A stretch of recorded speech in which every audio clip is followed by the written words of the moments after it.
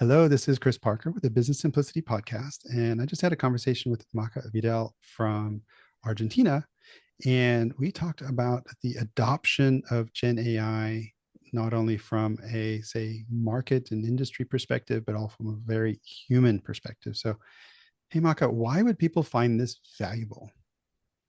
Hi, Chris. Thanks for having me. I think people are going to find this valuable in order to get a little bit more clarity on what's going on with AI adoption in the world, in an individual perspective, and also regarding companies. So I hope you enjoy and you can learn a little bit more on how to get started with AI.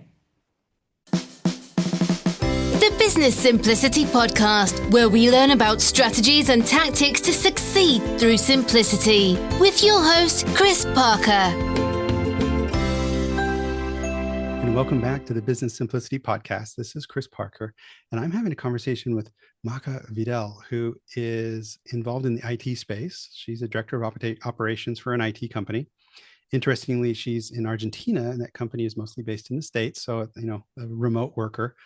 I bumped into Maca on the Gen AI Circle as she's part of the adoption and implementation leadership group. So they're, basically driving, the awareness of Gen AI and AI adoption and implementation across this amazing global group. So I couldn't resist but to reach out and invite Maca to the conversation. So I hope we're gonna get into a lot of things around, what innovation, adoption, the human impact of Gen AI is all about. But maybe first, Maca, can you maybe just give us a little more insight into what is it that you do, maybe with your, the IT and the operations, but also with Gen AI in general?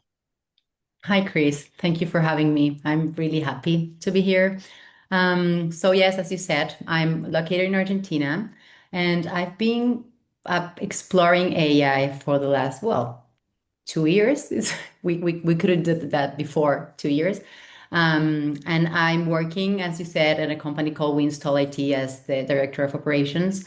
The company does AV, audiovisual installations for big companies in the US and around the world. We have also a lot of work in Latin America. So basically, what we do is we install conference rooms, presentation rooms, Mm. training rooms. That's mainly, and also we work for data center installations, um, optic fiber cabling, for example. So we have a group of people working in the West Coast. That's where we mainly work in the United States. And we also serve a lot of clients in Latin America, like Costa Rica, Argentina, Mexico, Brazil also. So yeah, interesting. We have a team, remote team in Mexico, in Argentina, and some remote team also in United States, and physical people working there. We need technical people Mm. to be installing. So really happy to be there. It's a new job. I've been there for 5 months more or less. So yes, grateful for that opportunity. It's a great team of people, and the owners and my boss, they're amazing Wow. human beings. That's nice. And you're also expanding beyond, let's say, the hardware and the audiovisual into Gen AI, which sometimes I can find very intangible in some cases. So it's fun that you're Yes. working with very tangible stuff. Exploring that for 2 years and then joined the Gen AI circle. What was the motivation of that? Like to this journey of exploration and then getting into I guess like a coordination role with some of us in the adoption implementation. What's the inspiration? Why are you doing that? That's a great question. I found myself to be a curious person, so I'm always learning new things, and I was really curious and fascinated by AI since the beginning, since I joined the waitlist for ChatGPT back in end of 2022. So I've been curious in that, and I don't know, life bring you to certain Mm. people. I met David I didn't met him, but I just found him in LinkedIn. I don't know how or why, but I just started following him and his posts on AI, and I found them so interesting. And he just reached out if I was willing to join a private group on generative to learn more. And I was like, yes, of course, like because I didn't know where to learn more and how to experiment more. Yeah. I was thinking that it was something that okay, I cannot access that. I'm not a technical person. I'm not working for, I don't know, Microsoft or Google. Yeah, I'm not going to be able to learn more about AI right now. So that was really yeah, an amazing opportunity and great for David to having that idea of founding this amazing community. We can talk about that later, but I think it's just curiosity, and that's how I move normally. I started like 10 years ago, yes, because it was 2015 more or less. I started a company of like plant-based food, and that was really new in the world at that point. And then in Latin America, it was even newer. Like we're always behind with any adoption trend of any new trend of anything, like in food or in technology. So it was really new. So nobody knew what I was talking about, and it was not a vegan approach. It was a plant-based approach. So I think I'm normally looking for new trends and new things. I don't know why. That's something that natural comes to me. Well, let me jump into your LinkedIn, your CV, and it was after 2015, but in 2022, there's something on your CV called the Institute for Aliveness, and I just love everything about that. So, like, can you like what is the Institute of Aliveness? And yeah, can you just unpack that for me? Like what's happening there? I should share this podcast with Andy, the founder Yeah. of Institute for Aliveness. I started working there as soon as I decided that it was time to let go my own company. I just sold the goodwill, like you say, and I decided to move on. I had enough of that, and I wanted to explore something new. I've been working on self-awareness, like working myself and my self-awareness, of course, and self-development since I was like young, since I was a teenager. But getting into the Institute for Aliveness, which is a nonprofit, an education company for applied epigenetics. So if you know, Mm. like you have your genetics, which is what you come on when you're born, you have your genes, right? And then you have everything that surround you, and you grow up with uh, in certain culture, with certain family, and surrounded by people and certain kind of food. And I don't know, if you're in a city, it's not the same air as if you're in the countryside. So those are things that can interfere with your genes and how they behave throughout your life and how healthy you are throughout your life. Hmm. So that's in general epigenetics. And it's something that is growing a lot and fast. And at that point, I knew about epigenetics because I have done, when I started working for the Institute for Light, I already finished a coaching course on IIN, Institute for Integrative Nutrition, which is an holistic coaching approach for nutrition. So I knew what was epigenetics, but how they approach it and how Andy wanted to build this master, and she's still working with this, right? A master in applied epigenetics. It was amazing. And it was a great opportunity to have access to a lot of information and how to manage yourself, which I haven't had before. So I think it was the time where I actually more exponential time on my personal growth. It was a good timing with personal things that were going on in my life. But it's something that stays with you. And yeah, it was Well, great. let me see. Let me see if I can like integrate some of this. You seem like a very conscious, aware, mindful, deliberate person, and also getting into this crazy world of AI. Yeah. I'm just curious if we can bring those things together because um, I've got my screen down behind me, but behind me I usually have a poster with my book, the cover of my book, Lead from Love with Rumi, and that is also around knowing self first. Like in order to lead others, you have to lead yourself and have the consciousness and the discipline in some ways to love yourself and forgive yourself and embrace yourself, which is already very hard for many people to do. And my belief is, as AI is going to accelerate so much in our in our lives and accelerate change, accelerate disruption, but also accelerate productivity, accelerate creativity.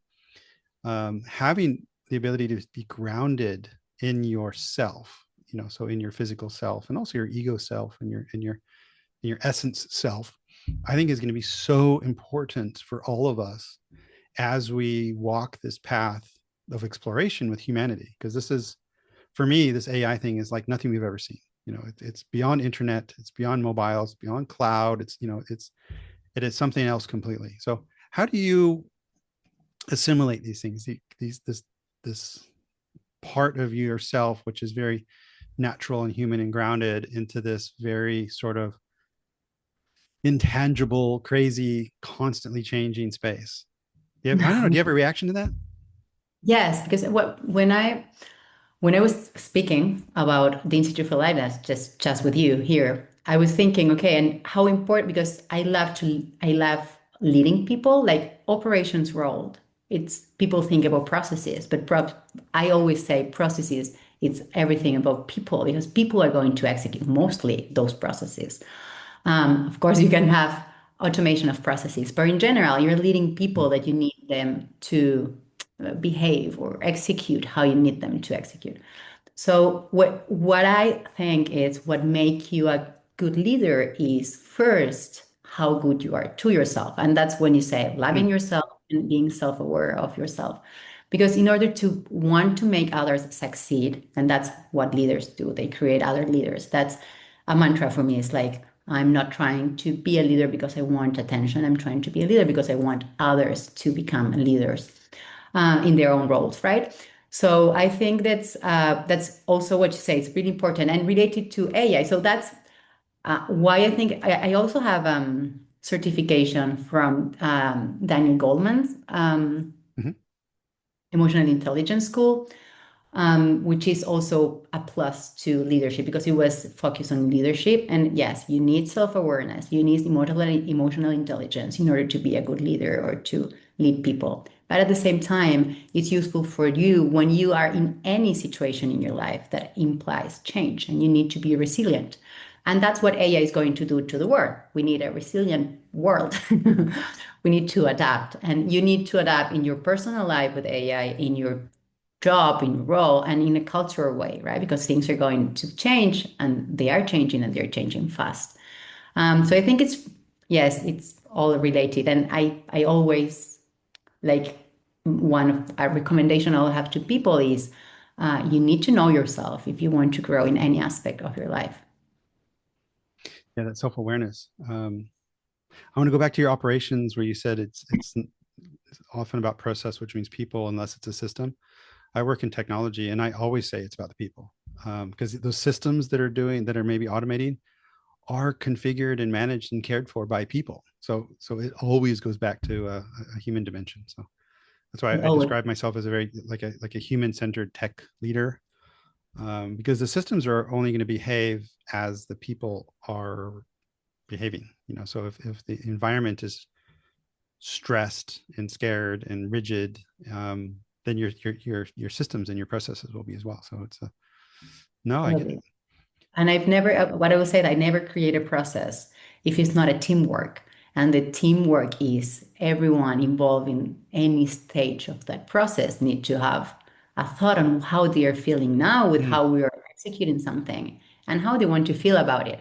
Because that's the only way you're going to make sure they're going to follow the process. So yes, Yeah. it's about people. I agree. No, that teamwork. I'm without mentioning the company that's we're working with a department in a large, very large organization here in Europe, and part of this strategy development sprint that I do with these organizations is to have customers, external customers or internal customers, sort of red team the strategy before it's finalized and before it's given to the executives. And we had such a hard time because this company is so siloed that they were not comfortable showing something to, even though it was a you know a department right next to them involved in core processes with them. They were not able, they're not comfortable showing something that wasn't perfect yet.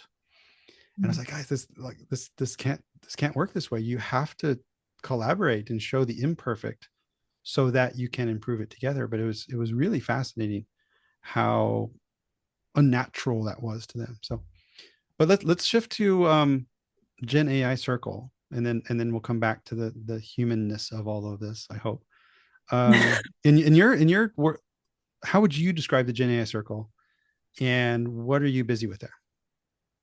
Okay, so I found what I want, why I always wanted to stay there, because you can leave the circle, you're not obligated to be there. So what I really find that is such a generous community. They're always willing to share what they're learning, what they have learned, what they're doing with AI, how they're, I don't know, charging their clients, like whatever. Everything is shared there, and anyone, nobody, sorry, is jealous about their information. That's what I feel, and that's what I sense, and I think that's really valuable. It's a really like open source community with like, yeah, everything is for everyone. So I think that's amazing. And it, of course, with the speed of AI, it's so hard to keep up with everything. So being inside the community, it's a little bit of like a pressure of, okay, you need to keep up, or it's me, myself, the pressure. I put it to myself that I have to keep up with everything. But that helped me keep up because I have the community, I have the messages, and I compromise with David to writing a couple of blog posts weekly to help with well, with the community blog that we have, or yes, like this landing page or space in Circle we have. So there I chose normally a couple of subjects or new reports or new tools, and we discuss with maybe with David. He always have his input or insights in what's like more relevant to share.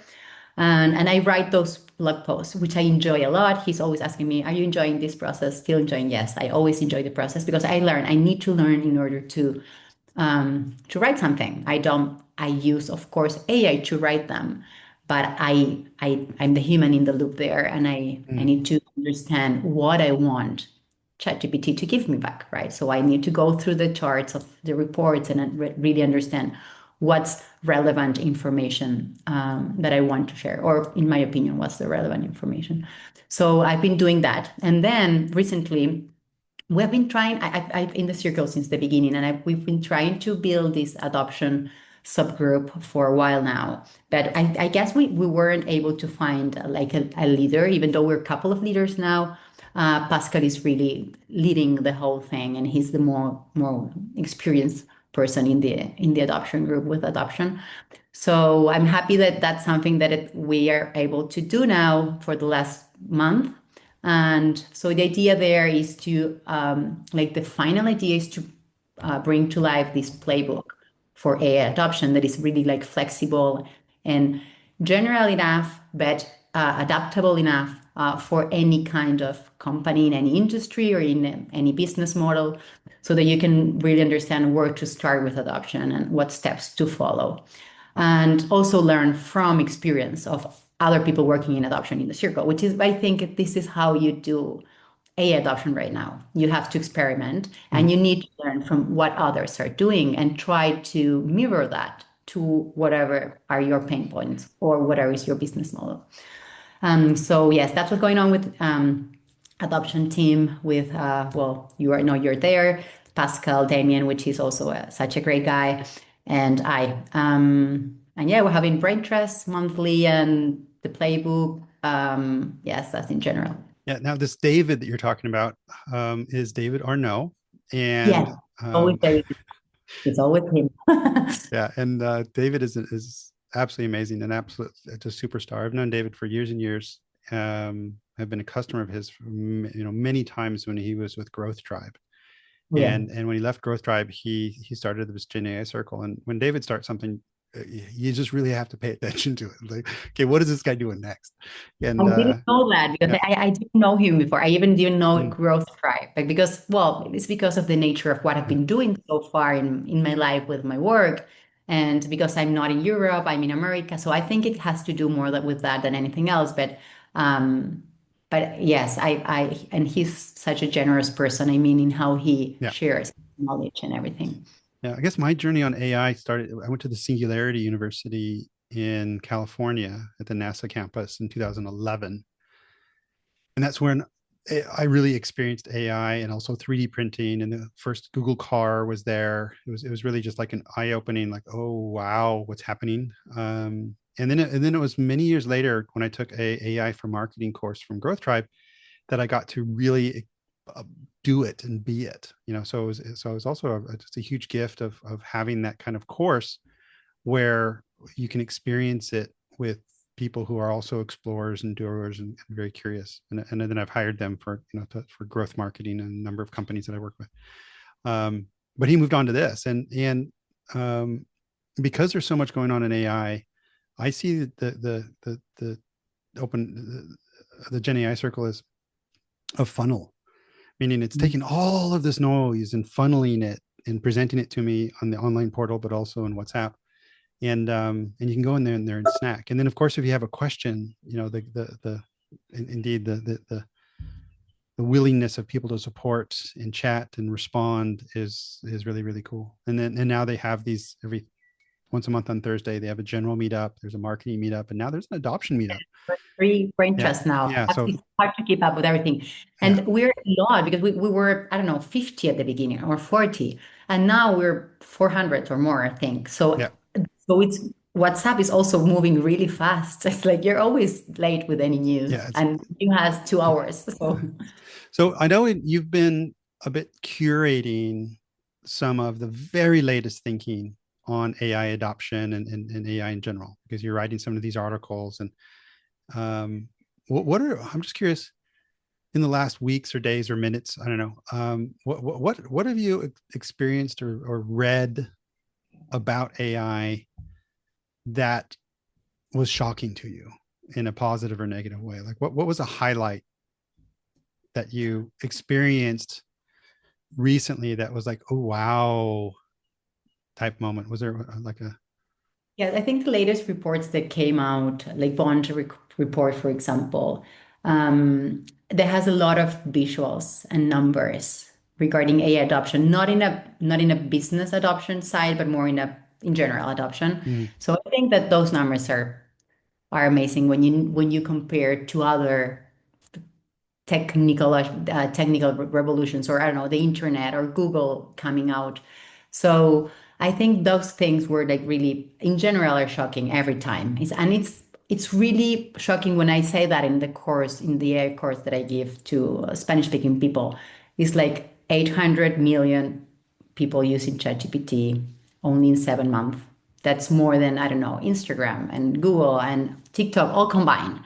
And the last number that I have in mind, that it's a recent number that I didn't know before, it's 365 billion searches in 2 years. That took Google 11 years to reach to 365 billion searches. So those things, I think, this is different. What you were saying, this is not what we were seeing before. This is really fast. This is massive. And it's massive because we have agriculture revolution, right? We put technology in agriculture, so we don't have people working in the countryside. I don't know, yeah, for extract crops from the fields. We have machines now, but it was only agriculture. It was that industry, for example, right? So this is like it can be applied in any industry for any role. So I think that's what's all me. And well, every time I ask ChatGPT for something, I'm like, oh, this is amazing. yeah, it's I think the as I'm watching it and reading about it and exploring it through the circle as well, there's a few things that are making this different. I'm curious if you have different ideas. Meaning, one is it's, let's call it democratized, or it's consumerized. So all of this super advanced tech, you could do some of this stuff a couple of years ago, but then you'd have to know Python, and you'd have to structure your data, and you'd have to be a bit of a specialist. So you would have to be able to, like in the agricultural revolution, you would have to have been able to afford a tractor or whatever. You'd have to invest in this thing and be a specialist and maintain it. And now it is available. And not only is it available, but it's available in a way that pretty much everyone can interact with, which is mean it's just conversational. You don't have to learn a new language, a new taxonomy. You don't need, you have the equipment. It's in a browser and it's in your phone. I think the the reason this is so different is it's made it so easy to access. I don't know what do you think? Maybe agree or disagree with that, but like, why is the adoption so insanely rapid right now? Like, what's happening?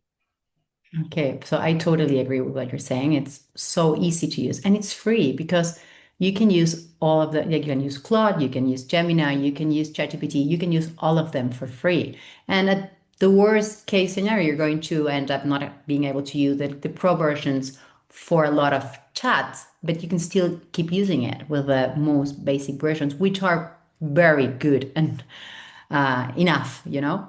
So I think that's, and I think it has to do with that. And it has to do that is applicable to any role. Hmm. Like any task can be, you don't need to be working in tech, or you not don't need to be in the industry of IT or in the industry of health, or in, it's not only for one industry or one kind of role, type of role.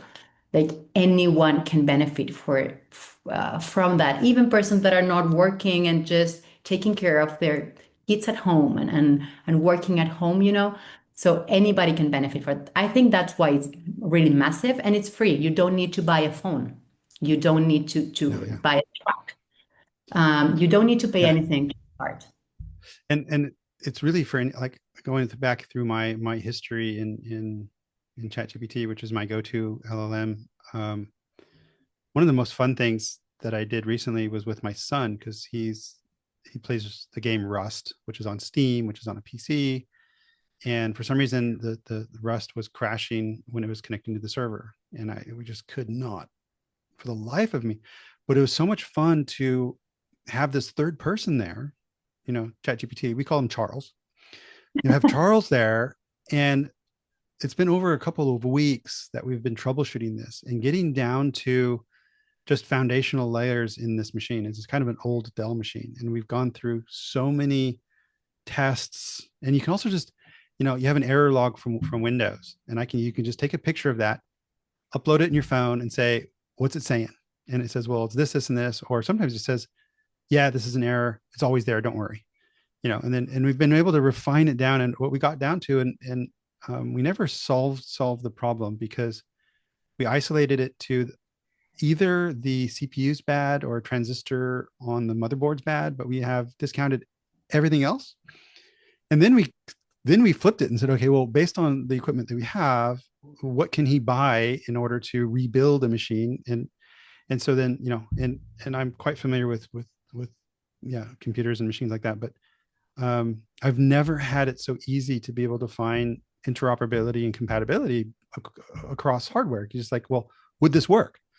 And then it just gives you advice like, well, it could, but do you want it to? It was the most fun troubleshooting a headache that I've had, also with my son. And we did this, together. It was absolutely just, it was brilliant. Absolutely brilliant. Thank you, Charles. So Yes, thank you, Charles. I call him Tati sometimes. And Antonio's my son. I have a 5 years old son. And he's also always like asking, like, I don't know. He asked me a question. I'm saying, I'm not sure. I don't know. But why don't you ask Chatty? Like, okay, I can ask him. Okay, yeah, we will ask him. And he gets so frustrated with Siri. Like, Siri is not working well because he is used to using yep. ChatGPT sometimes. So it's funny. But yes, it's amazing how it gives you freedom also, because you can do a lot of things without needing other people at certain point. Maybe before, if I had a problem with my computer or I needed to set up something in the computer, I will have to ask someone technical about that. And now I can solve it myself. Mostly, I can solve it myself. I even know people who I have a problem with, I don't know, any appliance, home appliance. Yeah, And right. they just take pictures, send it to ChatGPT, they suggest what it can be. And normally it is right. Yeah, And it's I think incredible. Yeah. it's a statistical, right? It's like statistics. It's going to be mostly right because it has all the information available in the internet for the last 20 years, 30 years. So why wouldn't it be right if it has the information somewhere? And it can also do some reasoning and figure out fill in the Yeah, blanks. of course. But even my house doctor, so that would be the GP or the family doctor, or whatever you call it around. She even said that Gen AI was brilliant for just basic diagnosis stuff. I was like, for a doctor to say that is like, well, okay. But Maca, you are now giving a course on Gen AI and AI in general in Spanish, and starting the embryo of a community is starting. What is the course all about? Like who's it for, and why did you do that? Okay, the course is for non-technical people, and well, technical people that want to join are welcome, of course, too. But it's for general public, and I call it the power of AI because I know there's a lot of people that hear about AI and like, okay, no, yeah, I ask a couple of questions to ChatGPT every now and then, but they don't understand the real power behind. So I just talk a little bit about numbers of what's going on in the world with AI, where we're heading. And then I just go directly into tools and practical examples, and we prompt together and we understand what's the difference between ChatGPT, maybe Claude, Gemini, just to have also a little bit of a cultural awareness of if somebody talks to you about Copilot, you know what it is, just Mm, that. And also, like, I don't know, introducing people to LLM Arena, for example, where they can lively try two models at the same time. That's wow factor for people. Like, okay, I can, because you need to compare them to understand which ones makes yeah. you like I feel better is not what I want to say, but which one is more according to what you're working or how you work, how you write. So yeah, experimentation is important for that. So I'm helping people experiment with AI to understand what tools are useful for them, which ones not, and what Mm. else they can do with their jobs or lives with AI. No, and LLM Arena it's fun. I'll put the link into the show notes for people, because it's, you put one prompt in, and you can literally have two LLMs compete, and then you can also then rate it and see. But indeed you can see, okay, well, which one is better for which type of question, and it's really fun, and it's also kind of a wow factor. I use it in my course as well. I shared a little bit before we started recording, but I do this Gen AI for leaders, and it's not monetized. Maybe it will be one day, but mostly it's just because I feel people need to be aware. And so I give some terms. It sounds like very similar. I've also, with Waleed from our Oh Gen yeah, AI I know. circle, he helped me configure he got me started, and then he wisely said, Chris, you've got it from here. So yeah, I built out a like a genetic agentic workflow. Basically you send an email um, to a certain Google account, and then it does a bunch of stuff, and it sends back a full blog post with an image, and I explain how that happens. What that chain prompt is all about, and it was just really nice to experience it. And again, the giving of Waleed, um, it was such a joy, because to have a group that you could ask people about. So Yes, that's yeah. what also is something important about Gen AI Circle Day. You have a lot of different people with different knowledge, and you can, yes, you can really ask questions. You're going to receive help. So because we've been talking about humanity in the beginning, and we've been talking about Gen AI, throughout the whole thing. Um, I'm trying to figure out where would I want this to go, because on one hand, there's where do you think it's going kind of question, but of course nobody really knows. But so first question will be, where do you think it's going, and the follow-up question will be, how can people prepare for that? So maybe a two-part question, which I know you should never do in interviews because it's confusing. But where do you think it's going? Those are hard questions. Yeah. Um, yes. Where do I think it's going? Where I think it's going is because of the information that I have. It's not because I'm inventing something or I don't know, speculating. But um, I think we're going to have a lot of roles that are going to be automated. And I don't want to send the message that people are going to be replaced, because there's a lot of new roles that are going to be created. Like with any new technology, there's going to be growth. The thing is, it's so fast. So I think what it's not worrying, but what we need to pay attention is how fast can we change in order to keep up with the speed and take these new roles. So I think we're going there, like a lot of automation, replacement, but growth. So new roles too. And the ability, like you have, because I see it already in my life, or you're going to have more extra time, or you're going to be creating new stuff. So that's me. With my extra time, I create new things, I do more stuff.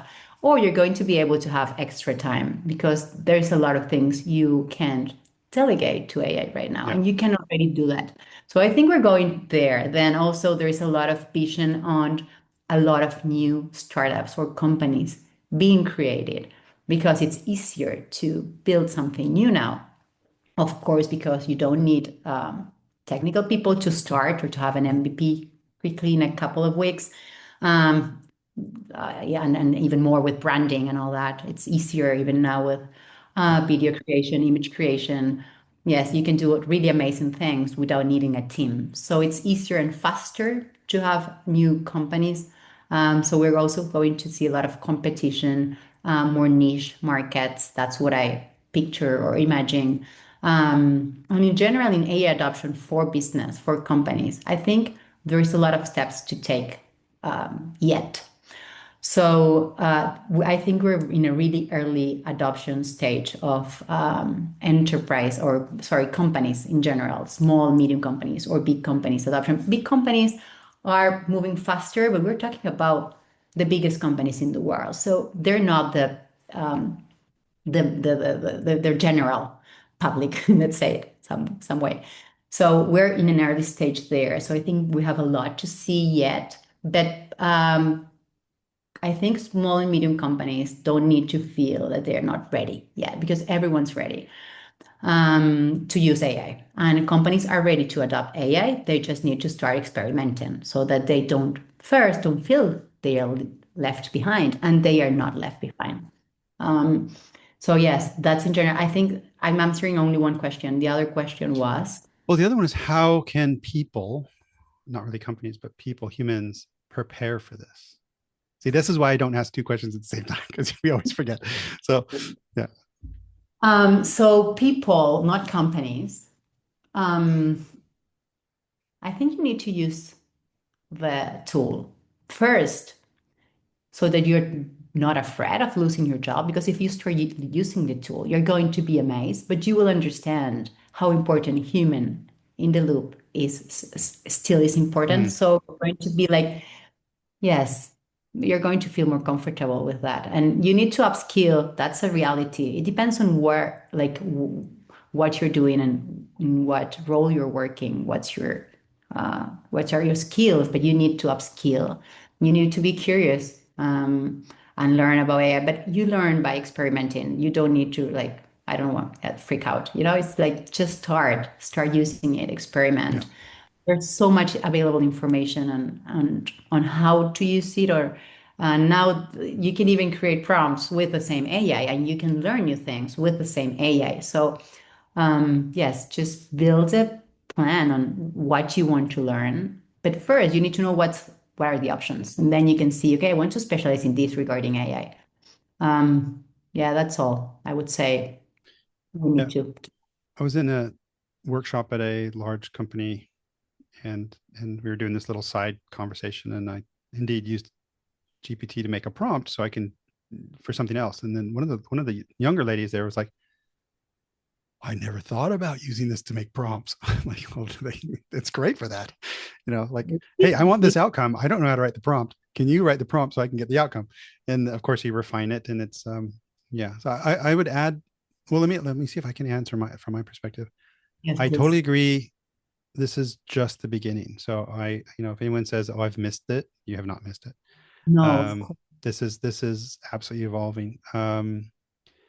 I also think the smaller companies that are focusing on a niche that are probably going to be the faster moving, in fact, because I think large corporations are investing, but they have this operational excellence, this corporate immune system that's not going to let them move really fast. And that's just the nature of scale.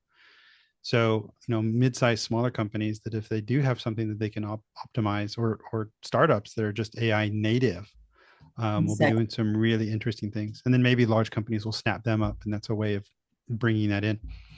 But and then also take a course. And so I think if someone is interested in learning, if they're not technical, they can reach out to Maca at her LinkedIn.